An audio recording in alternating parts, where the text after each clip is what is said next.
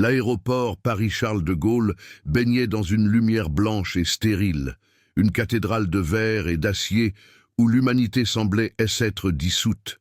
Les voyageurs d'affaires, silhouettes pressées en costumes sombres, glissaient sur le sol poli, les yeux rivés sur leurs écrans, créant des bulles d'isolement au milieu de la foule. C était un monde de transactions silencieuses et d'efficacité froide, un univers où chaque seconde était comptée et chaque interaction optimisée. Au milieu de ce ballet impersonnel se tenait Adrien Moreau, incarnation parfaite de cet environnement. À 32 ans, il était le PDG d'un empire technologique, une statue de succès taillée dans le marbre du privilège. Son costume sur mesure était impeccable, sa montre de luxe scintillait discrètement, mais son regard, fixé sur le tableau des départs, était vide de toute chaleur. Il était le roi d'un royaume sans âme, un homme qui avait appris à confondre le contrôle avec le bonheur. Non loin de lui, sa mère, Élise Moreau, semblait être une anomalie, une fleur délicate, égarée dans un désert de béton. À 75 ans, son élégance classique et ses cheveux argentés contrastaient avec l'agitation moderne qui l'entourait. Ses yeux bleus, empreints d'une mélancolie tenace, balayaient la foule, cherchant un repère, un visage familier dans cette mer d'indifférence. Un léger tremblement agitait ses mains alors qu'elle serrait son sac à main, se sentant à la fois invisible et terriblement exposée.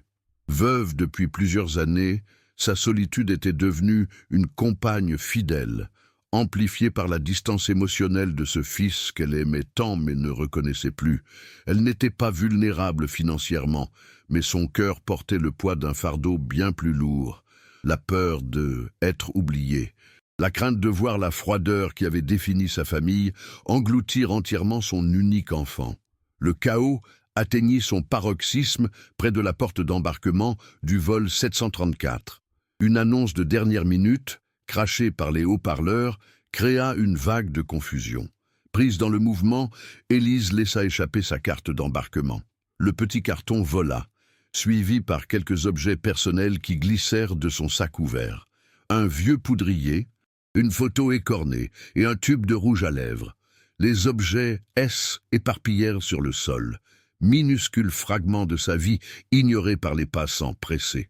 Personne ne s'arrêta, personne ne la regarda.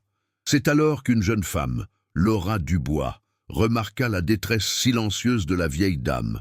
Avec un sourire facile et un regard attentif, elle se fraya un chemin à travers la cohue, s'agenouilla sans hésiter et commença à ramasser les trésors perdus de Élise, un par un, avec une douceur qui semblait appartenir à un autre monde.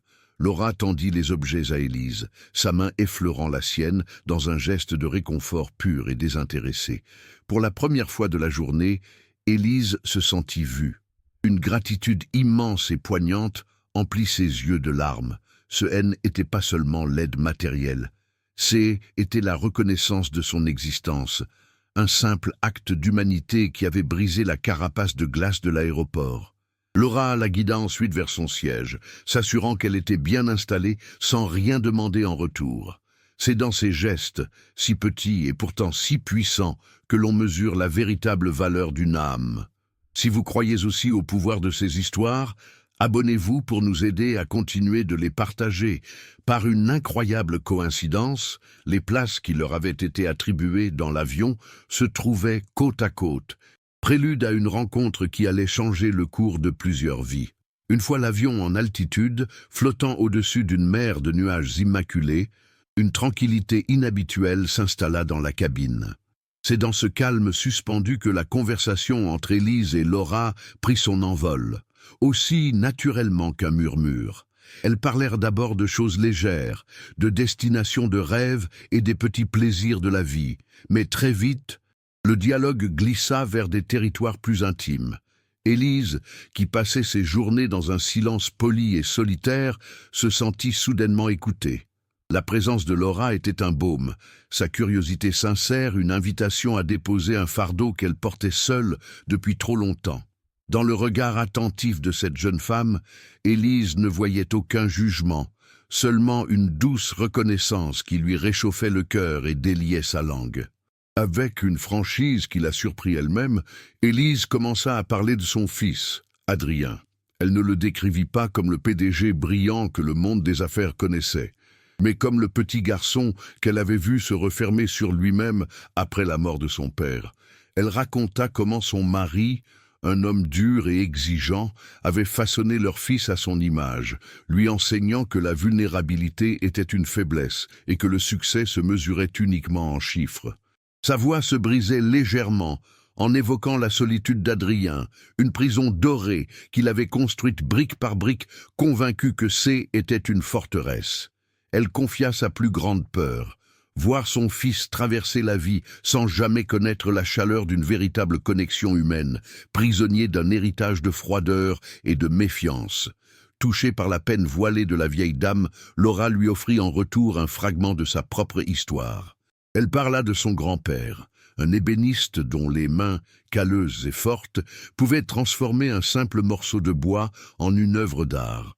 Elle décrivit l'odeur de la sciure et du vernis qui avait imprégné son enfance, un parfum de travail acharné et de passion. Son grand-père lui avait appris que l'honneur d'un homme ne résidait pas dans son compte en banque, mais dans l'intégrité de sa parole et la qualité de son ouvrage. Il était un homme simple, mais riche d'une sagesse qui avait guidé Laura toute sa vie. Elle expliqua que C était pour honorer sa mémoire, qu'elle se battait pour préserver les petits ateliers d'artisans menacés par les grands groupes industriels. Le fil de la conversation amena Élise à mentionner le nom complet de son défunt mari, et par conséquent le sien, Moreau. Le nom flotta un instant dans l'air confiné de la cabine. Le sourire de Laura s'effaça, remplacé par une expression de stupeur. Elle répéta le nom, presque à voix basse, comme pour s'assurer d'avoir bien entendu. Puis, elle révéla que son propre grand-père, elle ébéniste, avait eu un seul et unique associé au début de sa carrière, son meilleur ami, un homme du nom de Moreau. Leur partenariat, plein de promesses, s'était brisé du jour au lendemain, à la suite d'une terrible dispute dont personne n'avait jamais vraiment connu la raison. La collaboration avait cessé. L'amitié s'était transformée en un silence amer qui avait duré toute une vie. Une onde de choc traversa Élise. Cette coïncidence était trop puissante pour être le fruit du hasard. C était un signe, un fil tendu à travers les décennies, reliant deux familles séparées par une blessure ancienne. En regardant Laura, si pleine de vie, de compassion et de droiture, Élise vit l'incarnation de tout ce qui manquait à son fils. Elle vit la gentillesse qui pouvait guérir la méfiance, la chaleur qui pouvait faire fondre la glace. Une idée folle, née d'un mélange de désespoir et d'une soudaine lueur d'espoir, germa dans son esprit. C était peut-être sa dernière chance de sauver Adrien de lui-même, de lui montrer qu'un autre monde, une autre façon d'être, était possible. Elle devait saisir cette opportunité, peu importait le risque. Avec une main légèrement tremblante posée sur le bras de Laura, Élise fit sa proposition. Sa voix était chargée d'une émotion si intense qu'elle en devint presque un murmure. Elle invita la jeune femme à dîner chez elle, à Paris.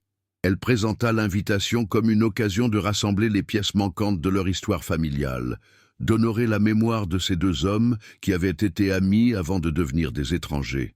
Mais au fond, son véritable objectif était bien plus grand. Elle voulait placer la lumière de Laura sur le chemin obscur de son fils. Touchée par la sincérité poignante de la vieille dame et intriguée par ce mystère familial, Laura accepta sans la moindre hésitation, sentant qu'elle ne pouvait refuser une telle requête.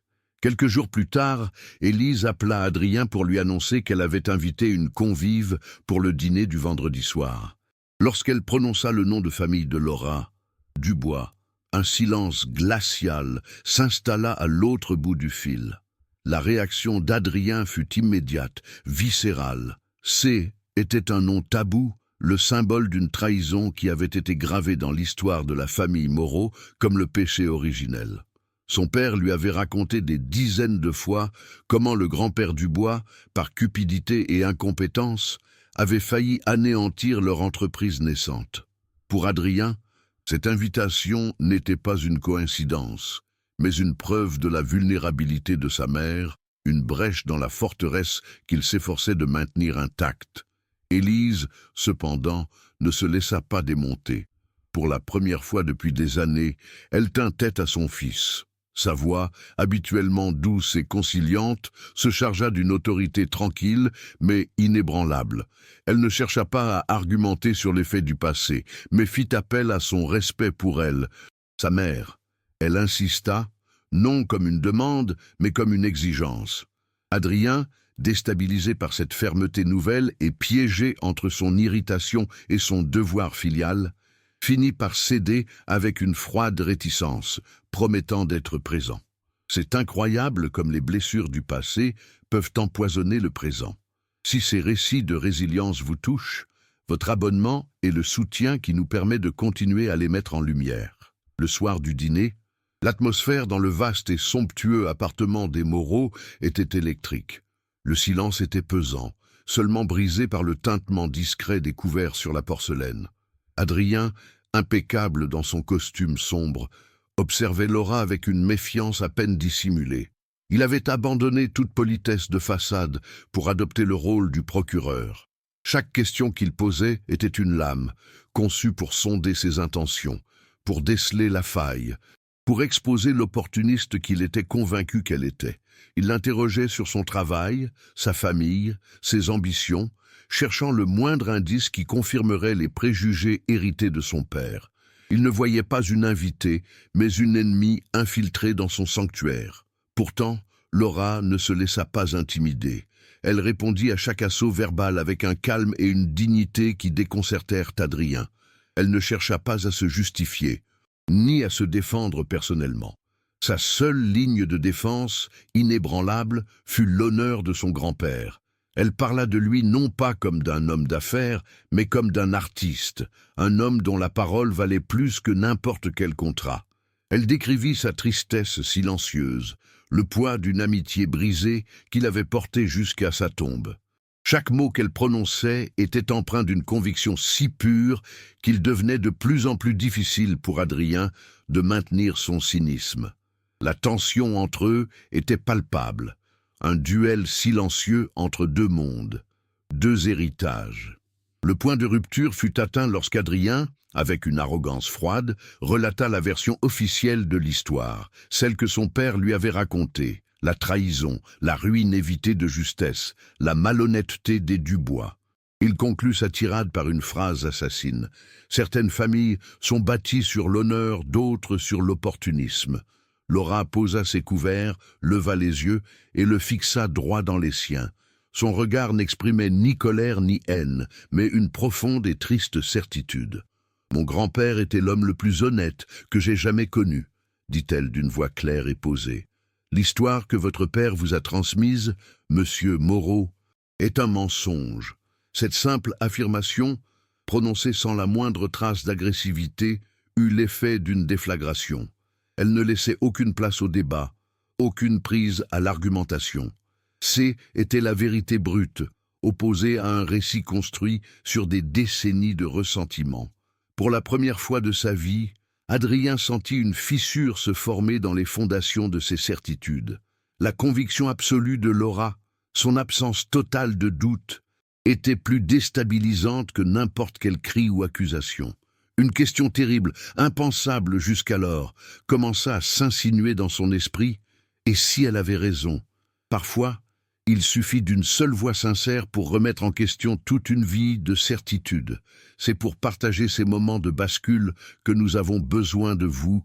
En vous abonnant, vous nous donnez la force de trouver d'autres histoires comme celle-ci.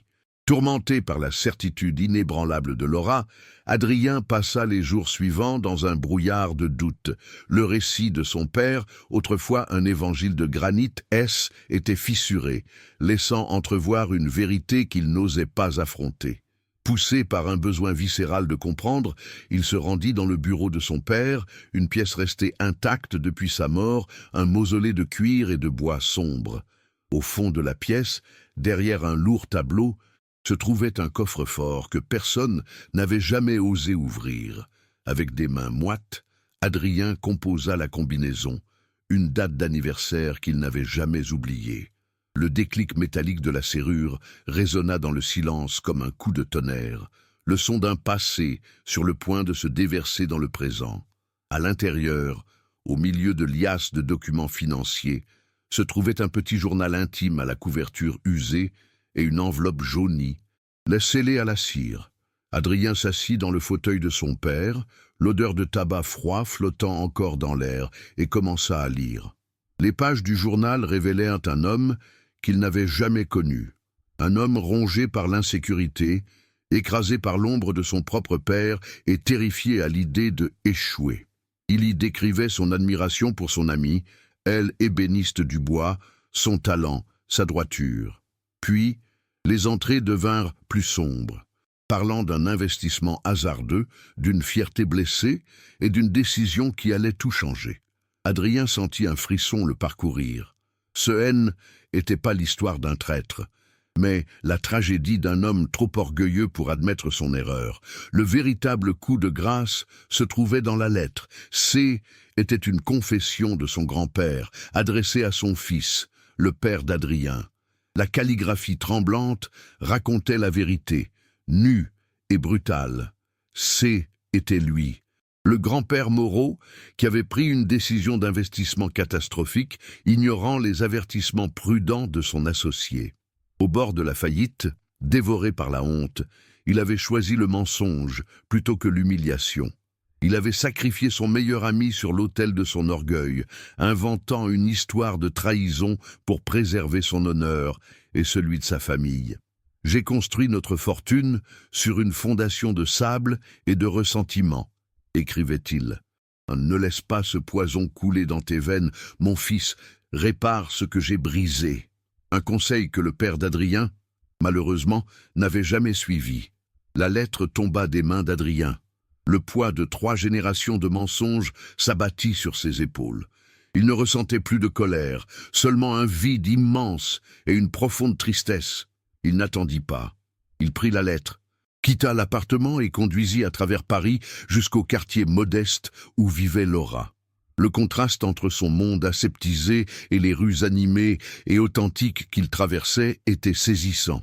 Lorsqu'il sonna à sa porte, il n'était plus le PDG arrogant et maître de lui-même. Quand Laura ouvrit, elle vit devant elle un homme brisé, ses yeux rougis par des larmes qu'il ne cherchait plus à retenir. Son armure de cynisme avait volé en éclats, laissant apparaître une vulnérabilité qu'elle n'aurait jamais imaginée. Dans le petit salon de Laura, qui sentait le bois fraîchement poncé et la térébenthine, un parfum d'honnêteté et de travail, Adrien s'effondra. Sa voix, pour la première fois, était étranglée par l'émotion alors qu'il lui lisait la lettre de son grand-père. Chaque mot était une excuse, chaque phrase une confession. Ce N n'était pas seulement la réhabilitation d'un nom, C était la déconstruction d'une identité bâtie sur une imposture. « Je suis désolé », murmura-t-il en levant les yeux vers elle, les larmes coulant enfin sur ses joues. « Je suis désolé pour la douleur que ma famille vous a causée, pour l'arrogance avec laquelle je vous ai traité. » Dans cet aveu, Adrien ne perdait pas sa force. Il la trouvait enfin, en se libérant du fardeau d'un héritage toxique. Laura ne répondit pas avec des mots de pardon, car il n'y avait rien à pardonner. Elle voyait devant elle non pas l'héritier d'une injustice, mais un homme qui venait de se libérer d'une prison invisible. Sa réaction fut d'une simplicité désarmante. Elle se leva, prépara un thé, et le lui tendit avec la même douceur désintéressée qu'elle avait eue à l'aéroport en ramassant les affaires de Élise. Il n'y eut pas de grandes déclarations, pas de larmes partagées, seulement un silence empli d'une compréhension mutuelle. Dans ce petit salon qui sentait le travail honnête, 2 âmes issues de mondes opposés se reconnurent. Laura ne voyait pas le PDG, mais l'homme. Adrien ne voyait pas la descendante d'un ennemi, mais la femme qui lui avait montré le chemin vers sa propre humanité. La guérison commençait, non par l'absolution, mais par l'acceptation. Dans les jours qui suivirent, Adrien ne fut plus le même homme. Et l'énergie qu'il consacrait autrefois à maintenir son armure de cynisme fut redirigée vers un objectif constructif. Il retourna voir Laura, non pas avec des excuses, mais avec une proposition. Il voulait créer une fondation, un projet qui unirait leurs deux noms de famille, non plus comme un symbole de division, mais comme un emblème de réparation. La Fondation Moreau & Dubois aurait pour mission de financer et de soutenir les jeunes artisans, les ébénistes, les créateurs, tous ceux qui, comme le grand-père de Laura, construisaient leur honneur avec leurs mains. Était sa façon de réécrire l'histoire, de transformer un héritage de mensonges en un legs de créativité et d'opportunité. Il ne s'agissait pas de charité, mais de justice poétique, un moyen de rendre au monde la beauté que l'orgueil de sa famille avait tenté de étouffer. La Fondation Moreau & Dubois devint rapidement bien plus qu'un projet caritatif. Elle devint le cœur de leur nouvelle vie. Adrien y apporta ses compétences en gestion et son réseau, tandis que Laura y insuffla son âme, sa connaissance du monde de l'artisanat et son intégrité sans faille. Leur complicité professionnelle se mua en une affection profonde, puis en un amour sincère, bâti sur les fondations solides de la vérité et du respect mutuel. Élise, quant à elle, rayonnait. Elle voyait son fils rire, aimer, s'engager pour une cause plus grande que lui. Elle était plus la spectatrice mélancolique de la solitude de son fils, mais une participante joyeuse de son bonheur.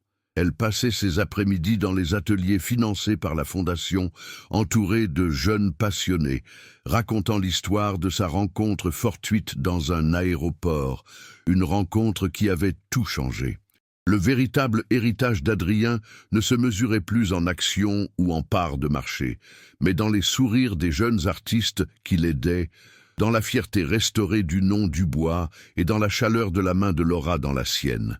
L'histoire de leur famille, autrefois une tragédie de fierté et de ressentiment, était devenue une leçon de rédemption. Elle prouvait qu'un simple acte de gentillesse, dans le chaos d'un terminal d'aéroport, pouvait déclencher une cascade d'événements capables de guérir les blessures de plusieurs générations. C'est pour continuer à croire en la puissance de ces transformations que nous existons. Si vous aussi, vous pensez que ces histoires méritent d'être racontées, votre abonnement est le soutien qui nous permet de poursuivre notre mission.